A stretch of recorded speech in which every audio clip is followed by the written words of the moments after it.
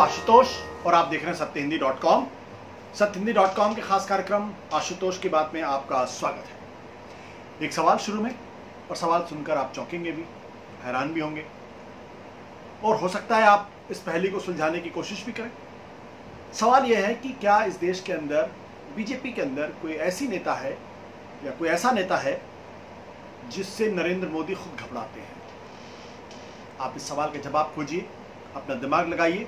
तब तक मैं आपसे एक छोटी सी अपील कर लेता हूं, और अपील यह है कि आज के ज़माने में पत्रकारिता करना जब बहुत मुश्किल हो रहा है, एक तरफ गोदी मीडिया है, दूसरी तरफ सरकारी मीडिया है, तीसरी तरफ कॉरपोरेट मीडिया है, और सच इनके बीच में कहीं छुप जाता है।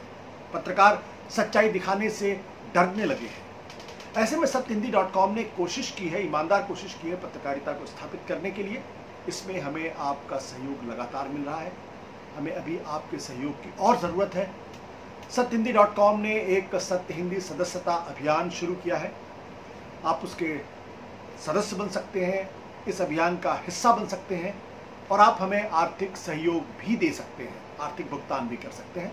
इस वीडियो के नीचे जो डिस्क्रिप्शन है उसमें आपको जाना होगा, और आप हमारे सदस्य बनेंगे तो हमें बहुत मदद मिलेगी, हमारी आर्थिक मदद भी होगी। और अब उस सवाल की तरफ लौटते जो मैंने शुरू में आपसे पूछा था। जी हाँ, 2014 में देश के प्रधानमंत्री नरेंद्र मोदी ने जब प्रधानमंत्री की कुर्सी संभाली और बीजेपी के सर्वे सर्वा बने, सबसे बड़े नेता बने, लाल कृष्ण आडवाणी और अटल बिहारी वाजपेयी का युग का अंत हो गया, तो उसके बाद से बहुत सारे लोगों ने सोचा होगा कि जिस तरीके से अटल बिहारी वाजपेयी या लाल कृष्ण आडवाणी के ज़माने में एक कलेक्टिव लीडरशिप की बात होती थी, वो शायद चलेगी। लेकिन वक्त ने जो हालात दिखाए हैं उसमें आज की तारीख में बीजेपी के अंदर कोई ऐसा नेता नहीं है, किसी भी नेता की इतनी हिम्मत नहीं है जो नरेंद्र मोदी की आंख में आंख डाल करके बात कर सके, जो उनकी बातों को काट सके, और जो उनका विरोध करके या उनकी बातों के प्रति असंतोष जाहिर करके या उनकी बातों से अलग अपनी बात रखकर पार्टी के अंदर सरवाइव कर सकता है। ऐसे ढेरों उदाहरण हैं। इसके बावजूद भी एक नेता है बीजेपी के अंदर, और उनका नाम है वसुंधरा राजे सिंधिया। जी हाँ, राजस्थान की 2 बार की मुख्यमंत्री रह चुकी हैं और अटल बिहारी वाजपेयी की सरकार में विदेश राज्य मंत्री भी रह चुकी हैं। वसुंधरा राजे सिंधिया एक ऐसा कांटा साबित हुई है नरेंद्र मोदी के लिए कि वो उनको हटा नहीं पा रहे हैं। दोनों के बीच में 36 का आंकड़ा है। नरेंद्र मोदी और अमित शाह ने पूरी कोशिश कर ली है, लेकिन उसके बावजूद भी वो वसुंधरा राजे को हाशिए पर नहीं लगा पाई है, उस तरीके से उनको नतमस्तक नहीं करवा पाई जिस तरीके से बीजेपी के तमाम बड़े नेता, पार्टी के पूर्व अध्यक्ष, चाहे वो नितिन गडकरी हो, चाहे वेंकैया नायडू या राजनाथ सिंह हो, या अरुण जेटली हो, या सुषमा स्वराज एक जमाने में प्रधानमंत्री पद की दावेदार थी, सबने सरेंडर कर दी, लेकिन वसुंधरा राजे सिंधिया ने सरेंडर नहीं किया। और ये सबसे बड़ा कारण है कि राजस्थान के अंदर बीजेपी, या ये कहें नरेंद्र मोदी और अमित शाह की जोड़ी, वो अशोक गहलोत की सरकार को अस्थिर तो कर पा रही है, लेकिन फिलहाल उसको मध्य प्रदेश की तरीके से या कर्नाटक की तरीके से गिराने में कामयाब नहीं हो पा रही है। आपको जान के हैरानी होगी कि जिस राज्य के अंदर बीजेपी सचिन पायलट के साथ मिलकर अशोक गहलोत की सरकार को डिस्टेबलाइज कर रही है, गिराने की कोशिश कर रही है, उस राज्य में बीजेपी की सबसे बड़ी नेता वसुंधरा राजे सिंधिया कहाँ है किसी को मालूम नहीं। जयपुर में तो फिलहाल नहीं है।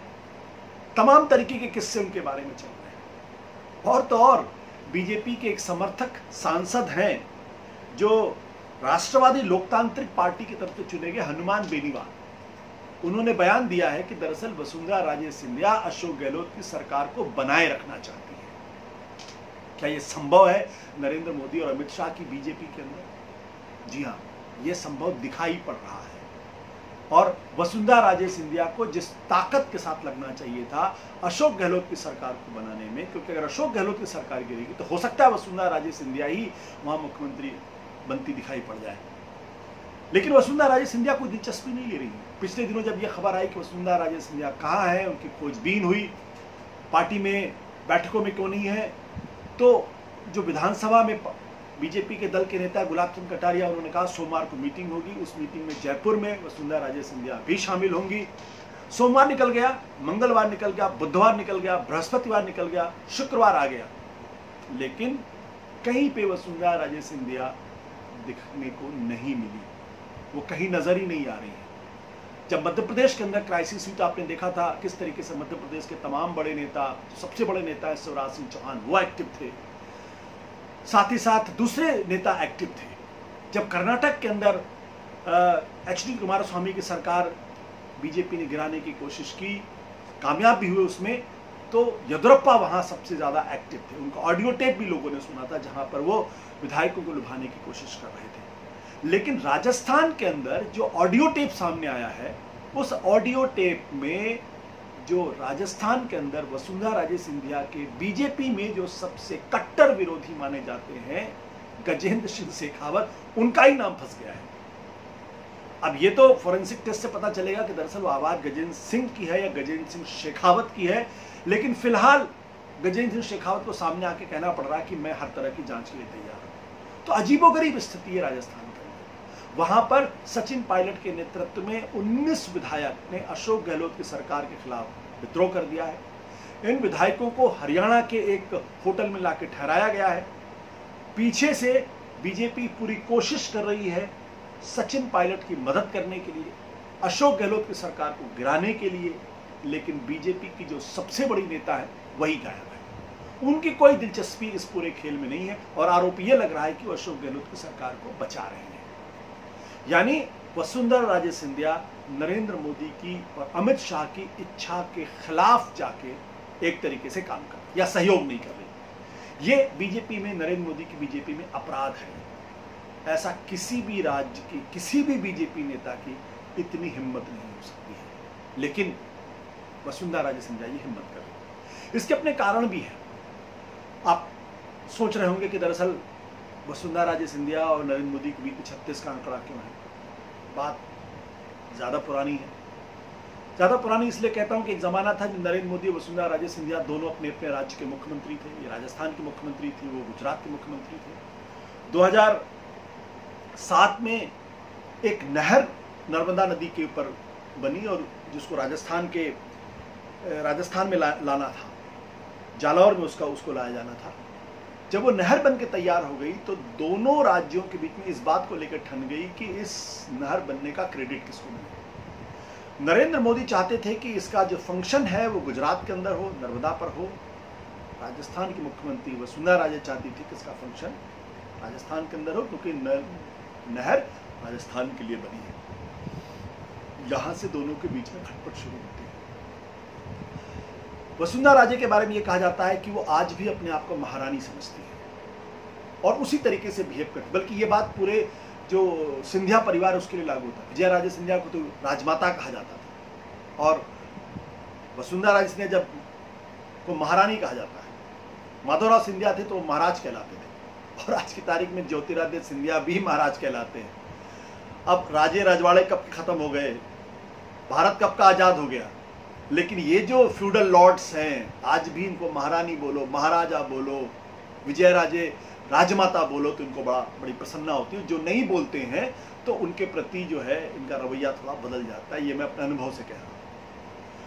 तो ये भी एक कारण है कि वसुंधरा राजे जो है वो अपने आप को आज भी महारानी समझती है और उनके हाव भाव, बातचीत करने का अंदाज सब कुछ उसी जैसा है। तो एक क्लास कॉन्फ्लिक्ट भी दोनों नेताओं के बीच में है और ये कॉन्फ्लिक्ट लगातार बढ़ता रहा।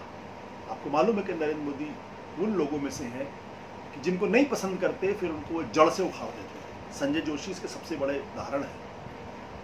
जब से वो पार्टी के बड़े नेता बने उसके बाद से संजय जोशी एक ज़माने में बीजेपी के केंद्र में संगठन मंत्री हुआ करते थे, बड़े पावरफुल नेता माने जाते थे, आरएसएस का वरदहस्त हुआ करता था। आज कहाँ है कोई नहीं जानता और काबिलियत के बावजूद कहाँ है कोई नहीं जानता। कई बार उनको लाने की कोशिश की गई लेकिन नहीं लाया। राजनाथ सिंह खुद लाना चाहते थे, नितिन गडकरी लाना चाहते लेकिन उनको कामयाबी नहीं मिल पाई। तो वैसे में वसुंधरा राजे सिंधिया का जो 36 का आंकड़ा है और इस बात का के सबूत मिले 2014 में जब मोदी देश के प्रधानमंत्री बने। राजस्थान से बीजेपी के 25 सांसद आए, लेकिन एक शख्स को सिर्फ कैबिनेट में जगह मिली, निहाल सिंह को, और वो भी वसुंधरा के खेमे की नहीं थी। कई दिनों तक अखबारों में, टीवी चैनल्स में खबर चली कि दरअसल वसुंधरा राजे सिंधिया नाराज हैं क्योंकि राजस्थान की जो क्षमता है उसके हिसाब से कैबिनेट में रिप्रेजेंटेशन नहीं मिला और जिनको वो चाहती थी उनको वहां जगह नहीं मिली। मान मनोबल का दौर दोनों तरफ से कभी नहीं चला। 2000 इस बीच एक और खबर आई जिसका के बारे में कहते हैं कि वसुंधरा राजे सिंधिया को काटने के लिए दरअसल वो खबर बनवाई गई थी। ललित मोदी जो एक ज़माने में आईपीएल के कमिश्नर हुआ करते थे, वसुंधरा राजे सिंधिया की वजह से दरअसल वो राजस्थान के क्रिकेट में एक्टिव हुए, फिर उसके बाद वो क्रिकेट एसोसिएशन के अध्यक्ष बने और बाद में वो आईपीएल के कमिश्नर बने और एक रिवोल्यूशनाइज किया क्रिकेट को। लेकिन उनके ऊपर भ्रष्टाचार की गंभीर आरोप जब 2010-2011 में लगा और उनको देश छोड़कर जाना पड़ गया, तो 2015 में मोदी जी के प्रधानमंत्री बनने के बाद ये जो विवाद शुरू हुआ ललित मोदी को लेकर, तो उसमें विवाद का एक बड़ा कारण ये था कि ललित मोदी को देश से बाहर भगाने में दरअसल वसुंधरा राजे सिंधिया की भी बड़ी भूमिका थी और कई दिनों तक वो खबर खास तौर कुछ टीवी चैनल्स में खूब जम के चला। कहा गया कि दरअसल सरकार ये चाहती है कि वसुंधरा राजे सिंधिया की छवि को नुकसान पहुंचाया जाए। खैर, वो एक लंबा किस्सा है, फिर कभी इसका वर्णन। 2018 विधानसभा का चुनाव होता है। वसुंधरा राजे सिंधिया की इच्छा के हिसाब से टिकट नहीं दिया जाता, ऐसा आरोप लगा।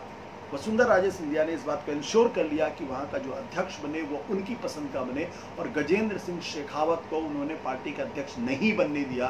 नरेंद्र मोदी और अमित शाह के कहने के बावजूद भी अपने पसंद के व्यक्ति मदन लाल सैनी को उन्होंने अध्यक्ष बनाया और फिर अपने हिसाब से टिकटों को उन्होंने बांटा।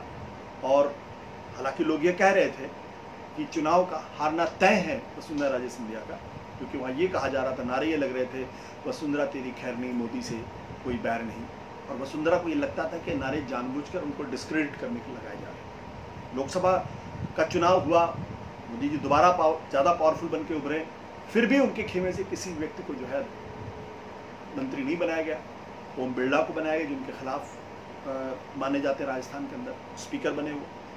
इसी तरीके गजेंद्र शेखावत को मिनिस्टर बनाया गया जो उनके खेमे के नहीं माने जाते। लेकिन आज की तारीख में भी हकीकत ये है कि वसुंधरा राजे सिंधिया जो चाहती हैं वही दरअसल राजस्थान के अंदर होता है और चाहकर भी नरेंद्र मोदी उनका विकल्प वहां खड़ा नहीं कर पा रहे हैं।